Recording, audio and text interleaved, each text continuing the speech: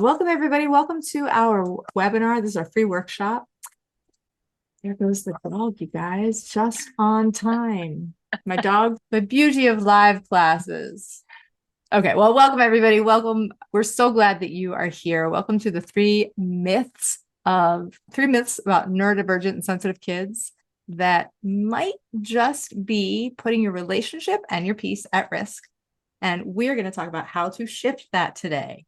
So you guys know Miss Amy Bryant from Parenting Beyond Punishment and Wild Child Counseling, do you not?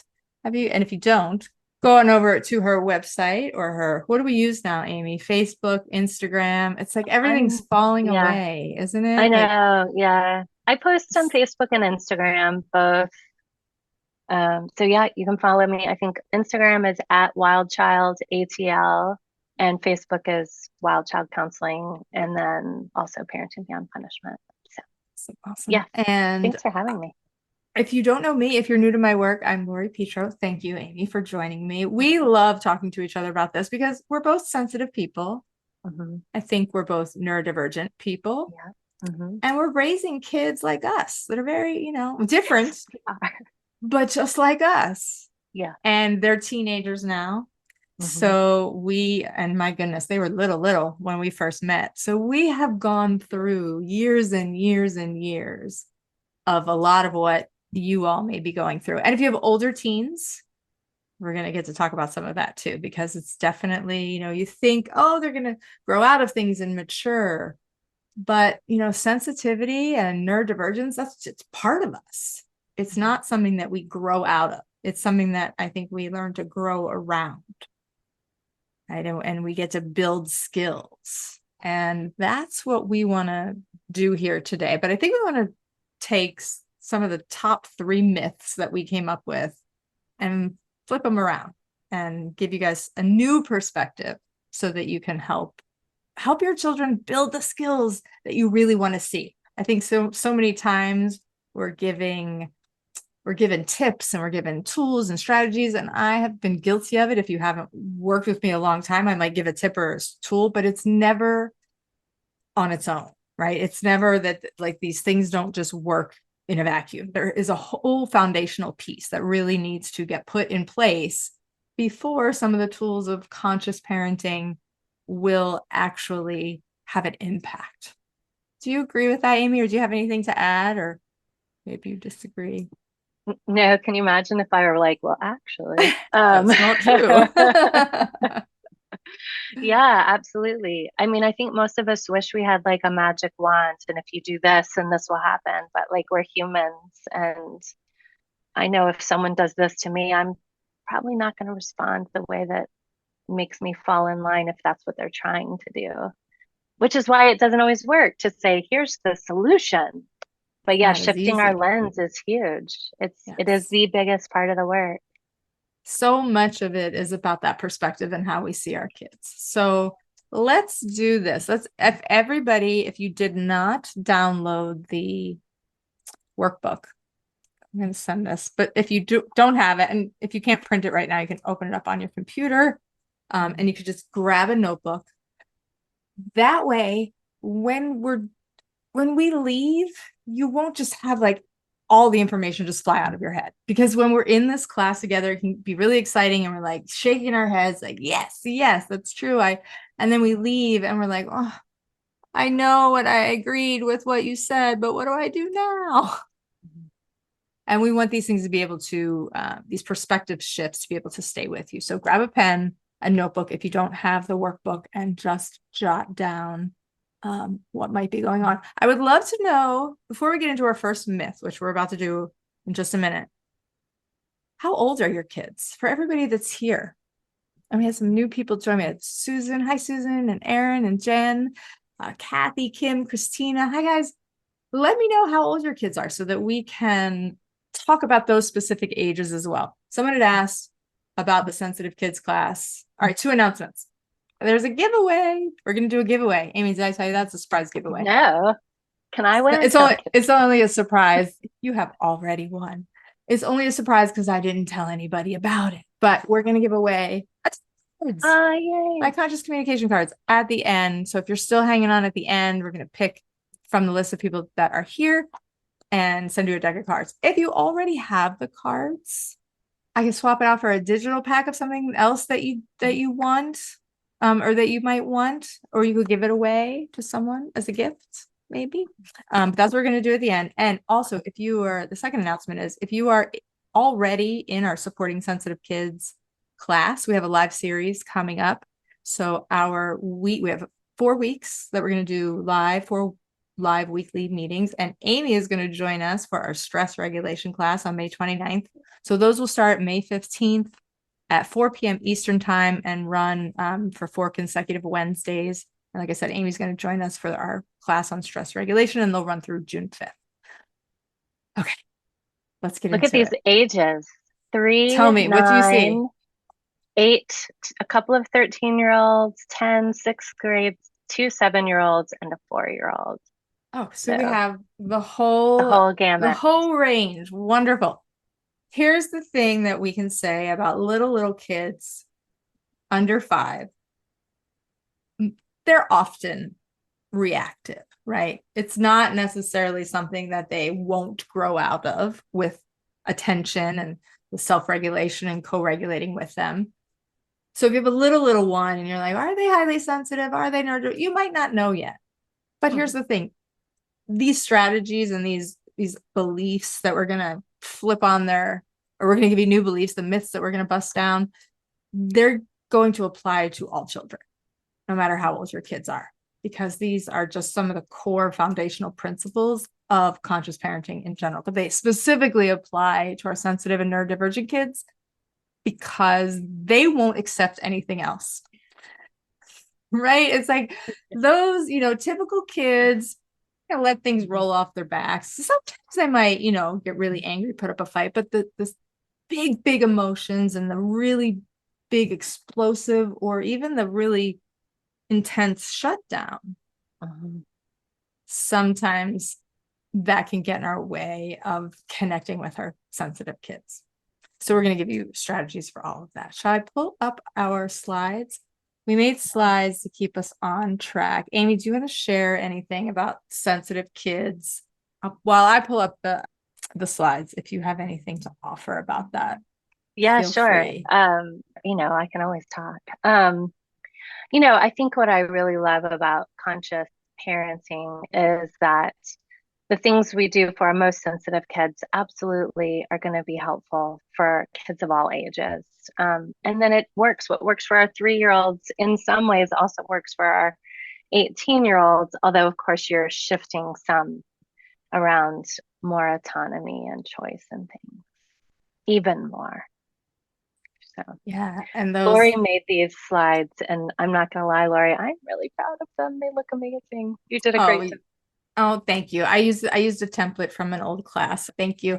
I love making the slides because it gives us something to hold on to when we're listening, a little emotional element. And also, if you don't have the workbook, you can see what is on here and you can take some notes. So again, 3 myths about sensitive and neurodivergent kids that put our relationships and peace at risk. And we want to learn how to shift those old beliefs and help your kids build new skills.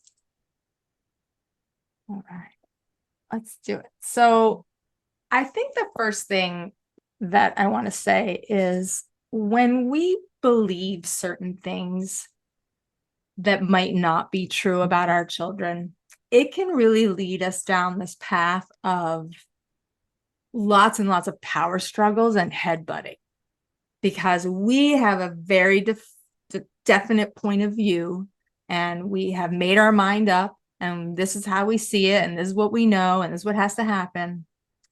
And then we have our kids with their very special wiring and their reactivity that sometimes we don't understand, and that can just cause an explosion in the house. It can cause so much stress, exhaustion.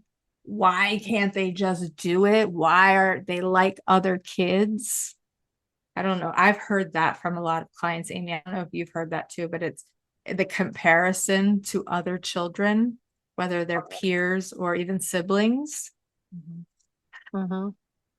And what does that get us? It doesn't get us very far because it just works up a lot of anxiety in us. It's like our children aren't getting it fast enough. They're not learning. Why aren't they learning? Why aren't they picking these things up? Why can't they get dressed? They just got dressed yesterday. Why are they having so much trouble today? Like, it seems like it's so erratic, their behaviors and their emotions, that we can't pinpoint it.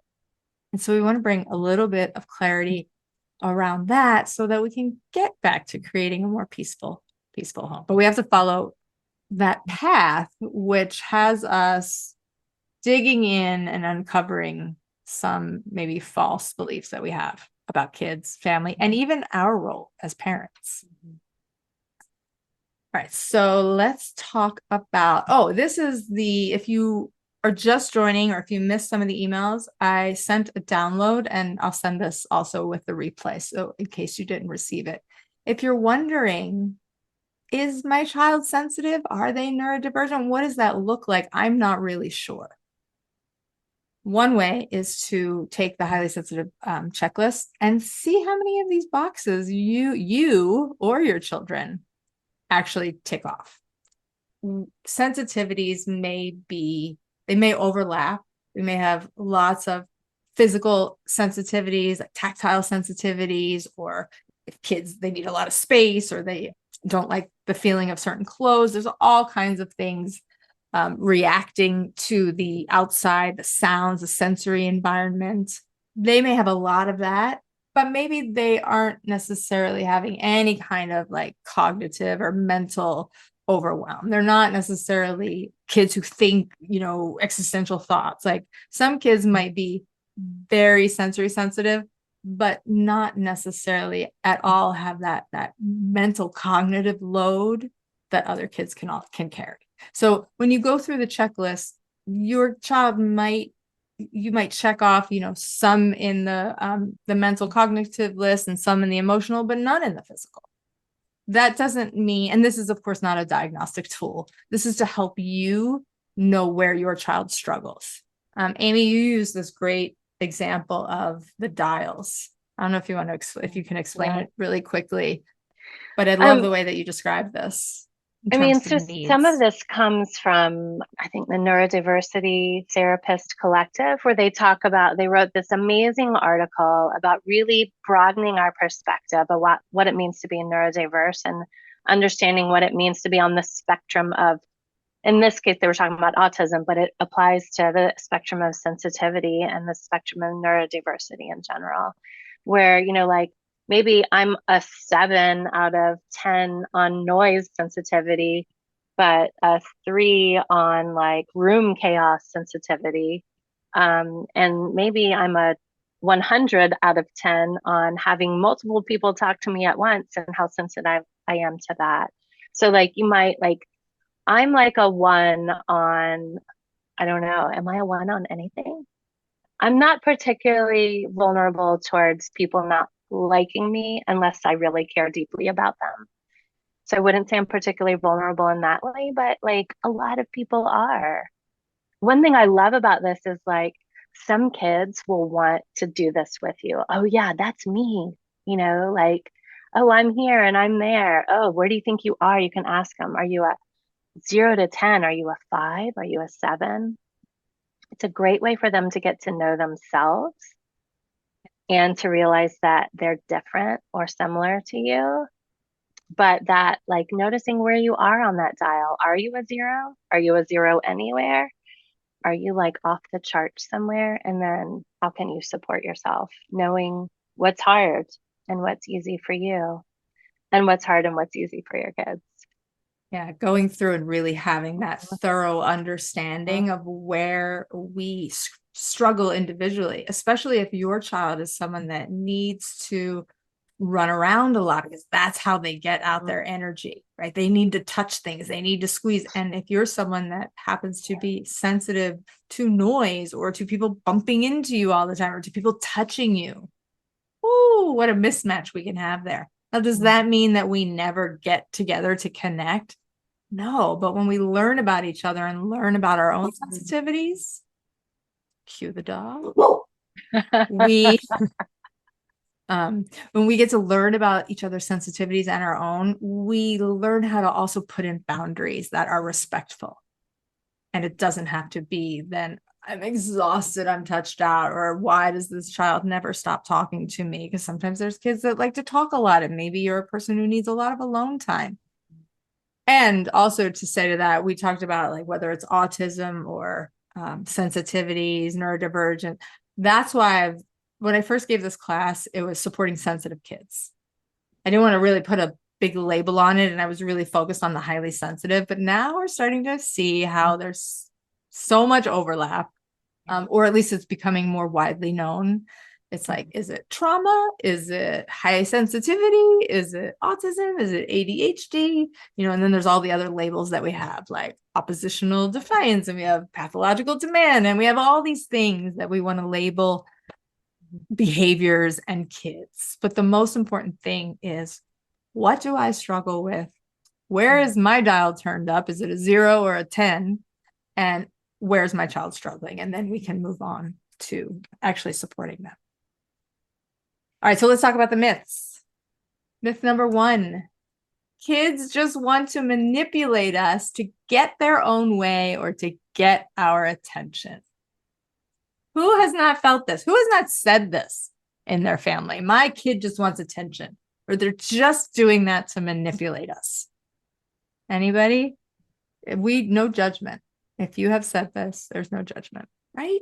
I have. Even though I know these things, I know these things when I'm in my best, most regulated place. I know these things at the core of my being. This belief has shifted for me, but I still think this sometimes. It's like this automatic pop in your brain that pops up, and suddenly I'm mad and like, why is she doing this? She just wants to get her way. And then like, if there's like 2 of me and I'm looking at myself like, what is that? And then, yeah, it's the truth. And you get lost in that anger, frustration, tiredness. Has anybody felt this? Are we raise your hand if you have, let us know. I actually think let's go through the 3 myths, and then we'll bust them after. So that's the first myth is that kids just want to manipulate us, get their own way, or get attention. All right, so let's bust the myths. We'll do it one by one. That first myth, kids just want to manipulate us to get their own way or to get attention. And the actual truth is that kids want to be in relationship with us and get our help. What does that look like or mean in your house for you, Amy, when you see that, when that comes up, that, oh, she's just doing it? Yeah. I mean, so sometimes it's that like limp noodle, right? When I can't get off the couch. Can you hand me that? You know what I mean? That limp noodle, I can't do this for myself. When you know that they can, and I hear this limp noodle from a lot of parents when they're in that really dorsal vagal shut down place, everything's hard. But whenever I move close, it goes, oh, like the energy comes up. There's a smile. There's that feeling of connection that she gets. And when I'm attuning to myself, like, okay, I'm annoyed and it's okay. Annoyance is here, but it's not the truth. She's, that myth isn't the truth. It's, I hear and feel myself saying this. Then I let myself feel that connection she feels. And then I don't always, it's not about always doing everything for them unless they need it. But then it melts away like, oh, right, this has nothing to do with ability or manipulation or trying to get me to perform in some way for her. It's about needing a little connection to get connected to herself again. And every time it surprises me, right? Every time I'm like, oh, right, I know that. Like, 15 years later. So we're relearning it all the time and reminding ourselves, because I mean, if you didn't grow up having that kind of attention and connection to your needs, of course, then our first instinct is going to be defensive and no, you're not going to manipulate me. No, you're not going to get more attention than you deserve, quote unquote. Right. It really does feel like they're trying to take advantage of us. And the truth is they really just want to be in relationship with us. They really do, whether it's regulate, whether it's feel supported. And even when it's things like my daughter will do the same. She'll call from the couch, like, I'm thirsty. And we're like, okay, there's glasses and there's all kinds of things for you to take care of that. And there are times when that is the answer. Right. But there's also times when she's doing it because she knows that her dad makes her this special drink, and the way that he puts in her favorite straw and has done this for years. And it's a reconnection for them. It's actually like a bid for connection with him. Yeah. There may also be times when she's overwhelmed and tired and reaching out, and you think, you're 18, no one needs to get you a drink. Like, you can certainly do that on your own, or whatever it may be that they're asking for help.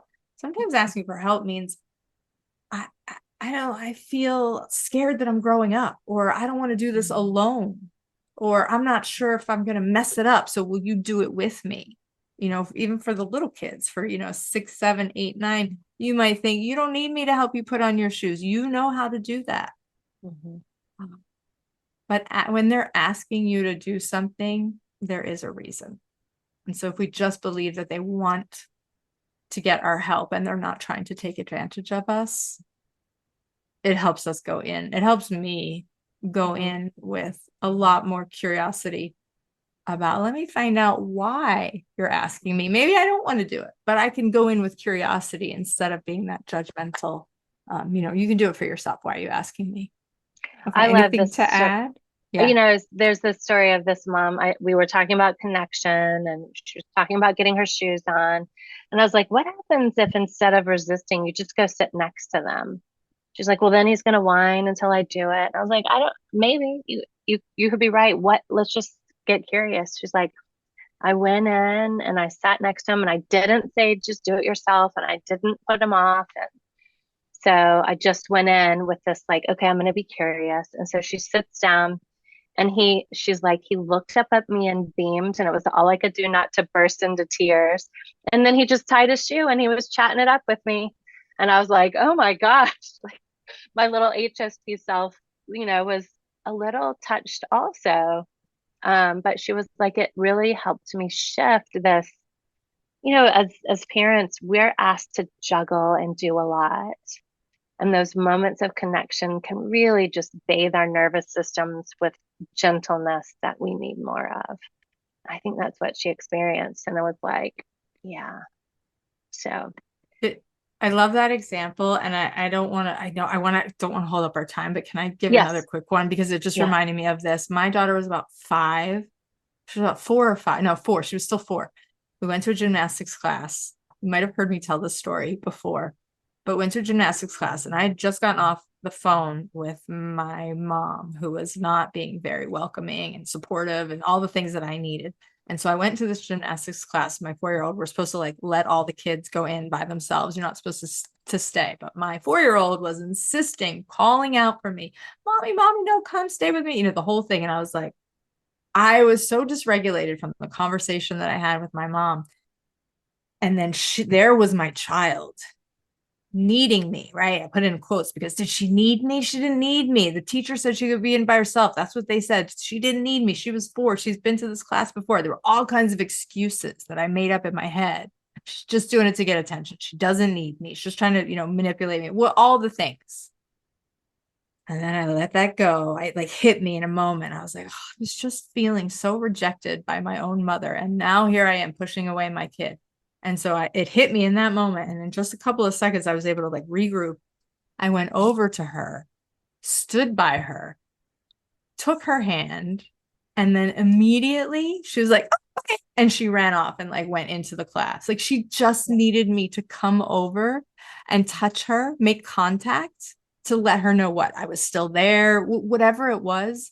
She needed nothing from me except to know that I was still connected to her in that relationship. And then she went off. But had I kept up with pushing her away, trying to make her be independent instead of letting her check in with me, it could have gone a completely different direction. And it reminded me of that story because she just completely, all I did was walk over and touch her, and she was totally fine after that. Yeah.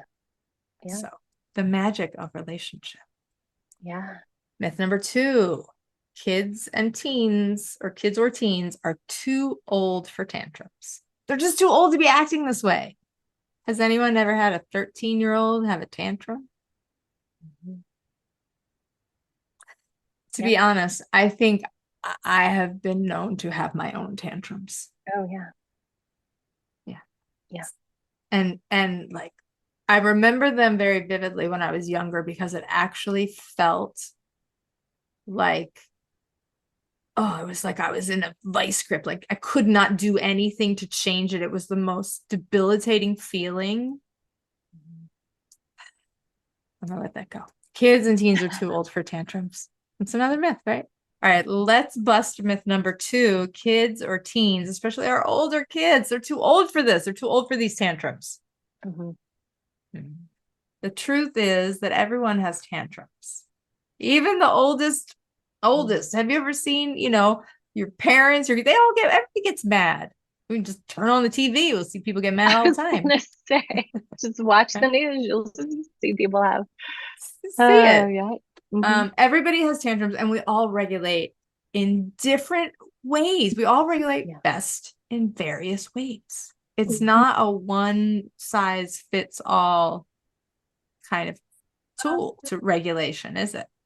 It's not. I regulate best with, I love to drive and listen to music. I've learned a lot of like physical tools, whether it's, all the names for these. Yeah, That's the butterflies. butterfly. Yeah. And then even, is there one that where it's just like, I just give myself a little massage. I do this one, or I'll do it with my hands. These are ways, and if I'm in the moment with my daughter, I might just walk away and get some water. That will help me regulate, taking the space. Amy, what about you? I going outside is always helpful for me. Singing, depending on my mood, something very angry or something very sad, or if we're in between. I do the butterfly. I definitely spend a lot of time massaging my arms. So if I need to stay, then I'll do the arm massage. I keep thinking putty by my thing. And so if I have a client who's having a particularly difficult time, I break it out and it helps me stay. With my daughter, I will say, I can't word right now.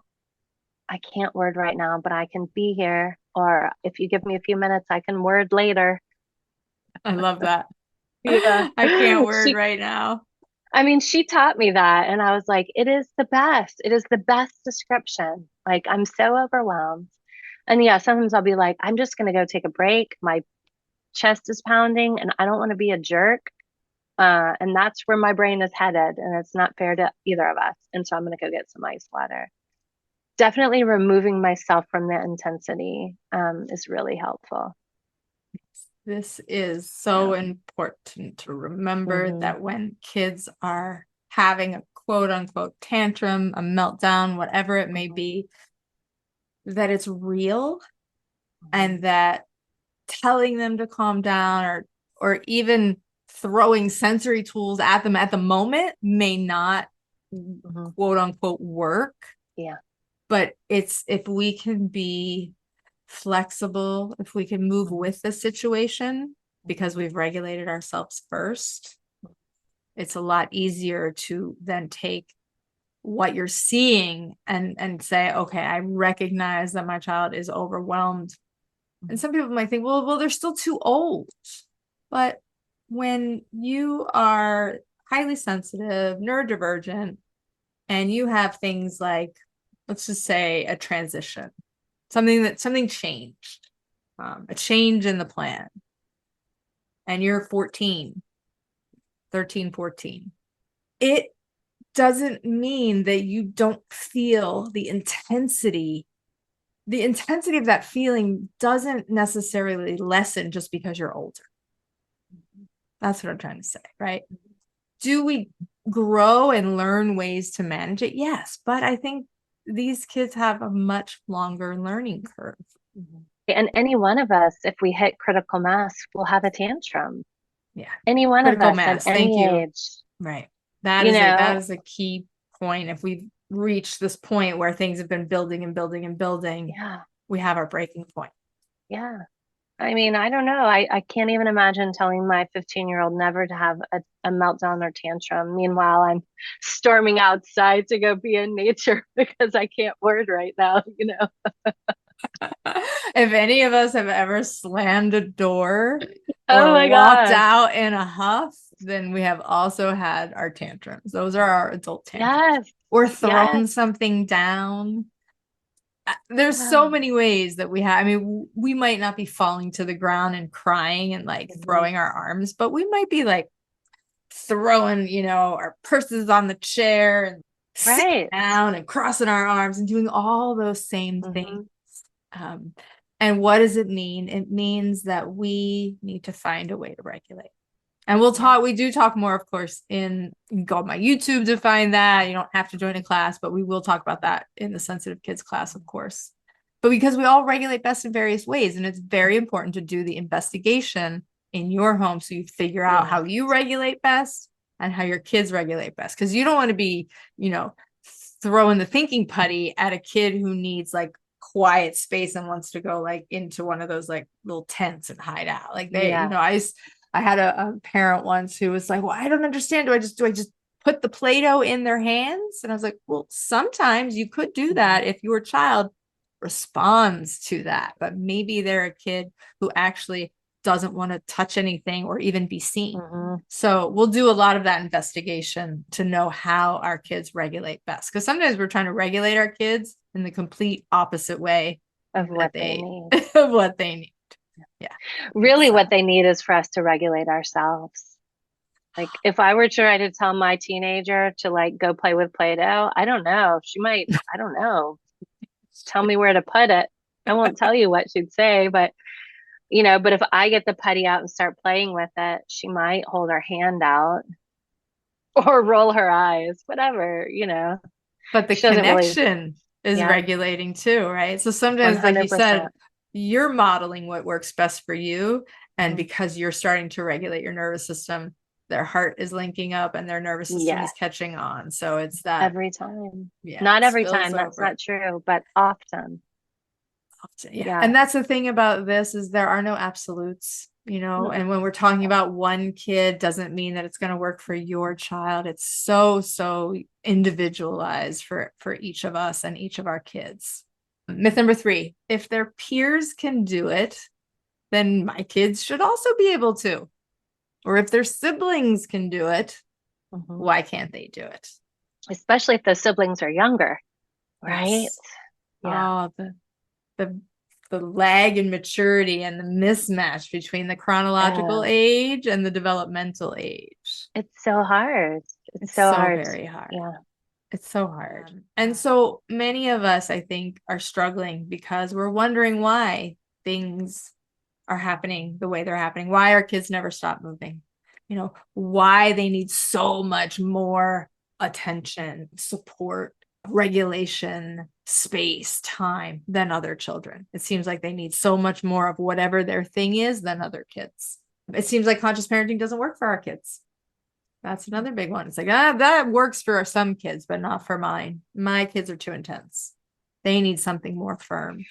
And then that leads us to feeling resentful instead of curious in those moments.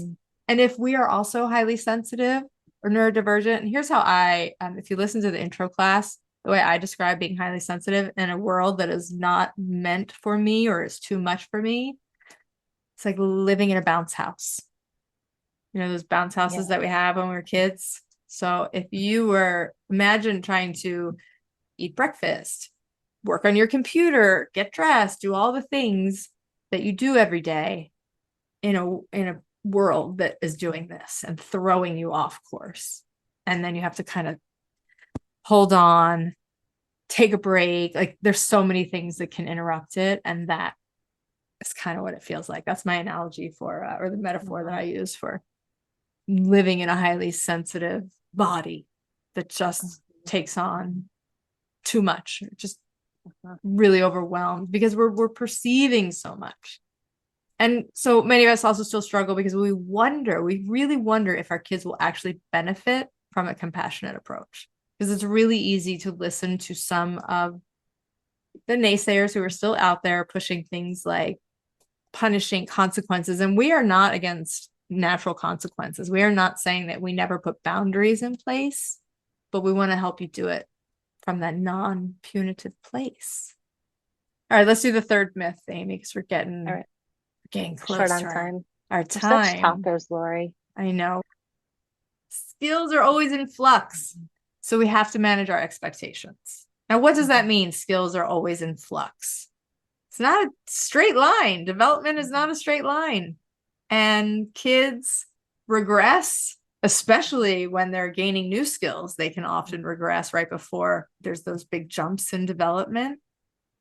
So it's really important to not say they should be able to do this by now, but what's stopping them from being able to do this? What skill is actually missing? Or are they dysregulated too? Like I can do lots of different things, but not all the time. There are times when I can't sit down and do certain parts of my work because my brain just won't do it. And then I have to be like, oh, I better come back. We're not actually calm enough to focus and to get our systems. And if you're dealing with things like ADHD, there's not enough get up and go in the brain. Those chemicals aren't there. Yeah. And why would I want to do that? That's so boring. I could go sing outside with the birds or whatever thing I'm into in the moment. Yeah. It's so true. Now, we can't give you all of the executive function support ideas right now, of course. But again, my YouTube has lots and lots of classes on this. And if you join us for supporting sensitive kids, we will also talk about it. But skills are always in flux. So it's really important to manage our expectations, know what my child is capable of right now, so that and for me, Teach Through Love, we always put everything, whenever we're looking at behavior and emotions, we're always looking at it through our lens of support, which is support, stress, and skills. It's this S model, the 3 S's. Even these myths and truths follow it. Kids want to be in relationship with us. They want our support. Everyone has tantrums and we got to regulate. So we always look through support and then stress. What are they stressed about? Once we have those 2 things in place, then we can build the skills. Then we can say, okay, you're regulated, we're connected. Now can we try working on one thing that will help us build that skill? But not until those other 2 pieces are in place can we really have that growth that we want to see.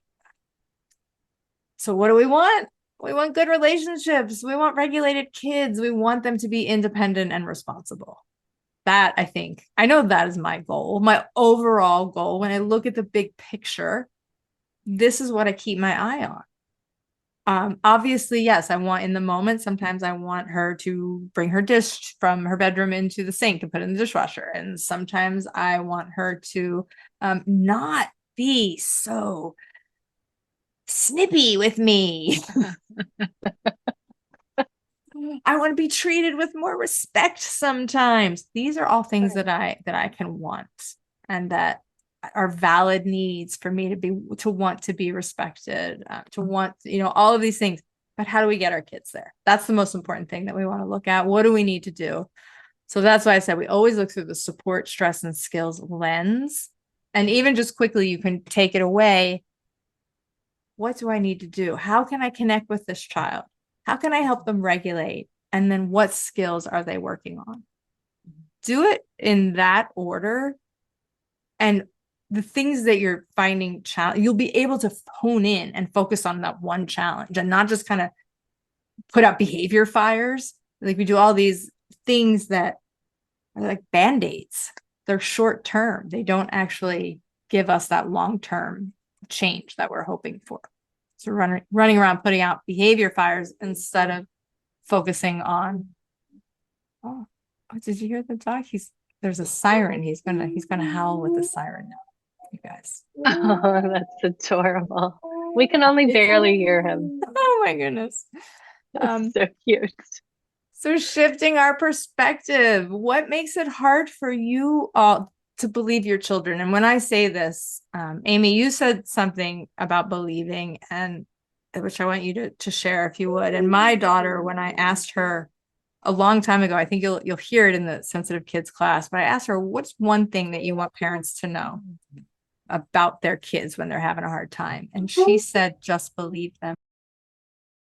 And my heart just, she was maybe 9 at the time. And it was like, just believe them that what they're going through is real. So what makes it hard for you to believe your child when they're struggling? I think I actually had a question. Lori, did you want me to read the question in the chat? Would you? All right. So KS says, my older child and I are a mismatch. Oh, no, wait, sorry. My older child and I are a mismatch. My partner acknowledges our kid's special ways and needs, but ignores mine.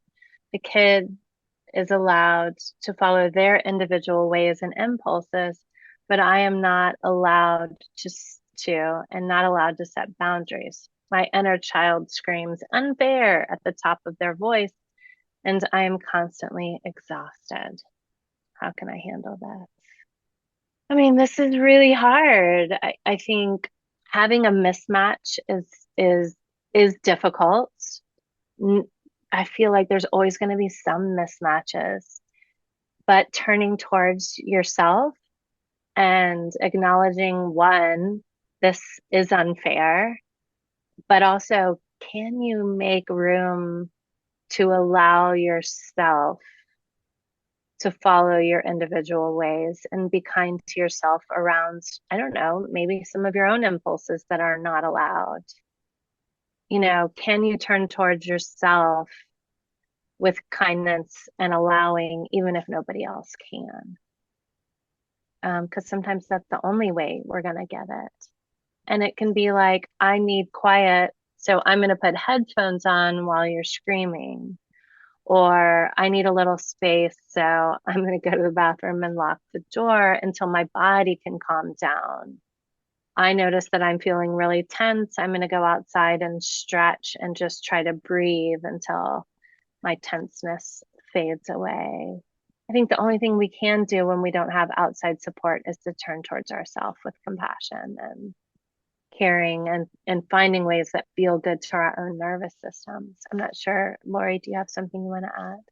Yeah, well, I think turning towards ourselves and giving ourselves that self-empathy is huge, because then you can then look at what's happening on the outside with a lot more detachment. Not like you're totally detached emotionally, but detached from that stress that it put on you. It's not emotionally overwhelming as much.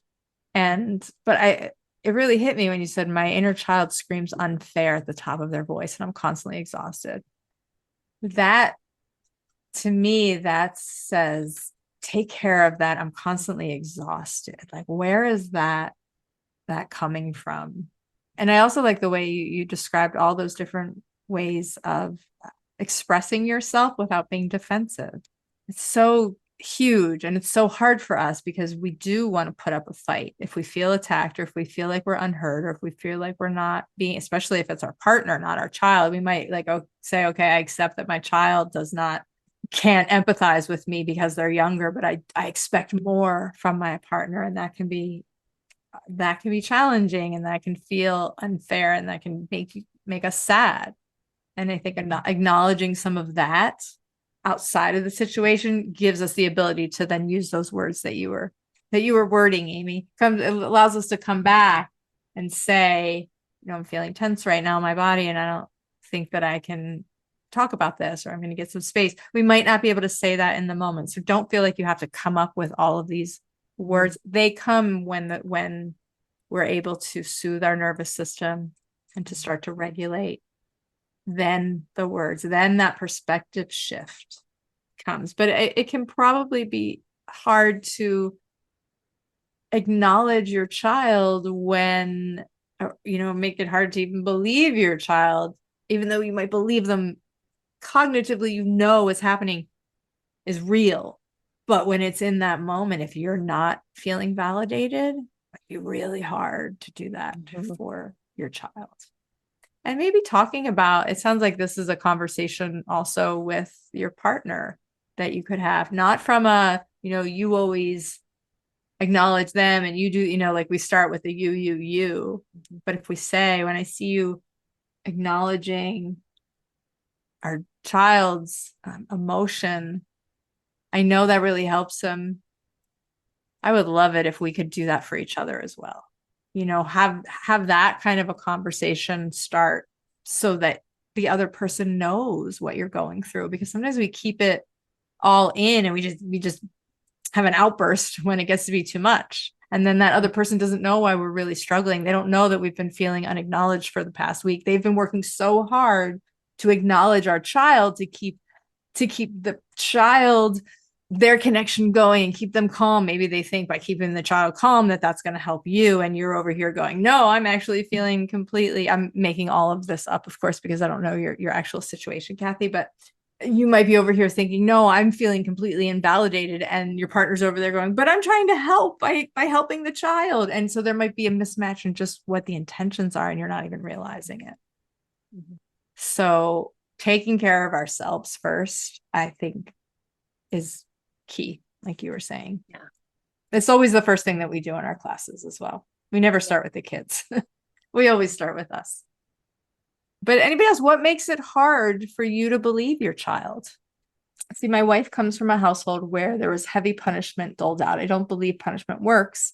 As our kids get older, they're 10 and 12, she's wanting to use punishment, which she called consequences. I've talked to her about it many times, sent her articles, etc., but she still thinks they need punishment. And I'm not sure how to deal with the disagreement of approaches. Well, that is kind of a different question that I actually have a video about that I could send you. There's no simple answer to this. When we have a strong view, it's not about trying to convince, I think, our partner that we have an opposite view. It's about, where do we actually agree? Like, I know that we both want XYZ for our children. I know that we both want this right now. I know that we both want him to show better communication and more respect. I know that that's our goal. What skills are missing? I like to ask that, have that person work with you on building the skills, on regulating. And then they start to let go. They might not let go of their belief that punishment needs to happen, but they might not be as insistent on it in the moment if we're working towards those other things.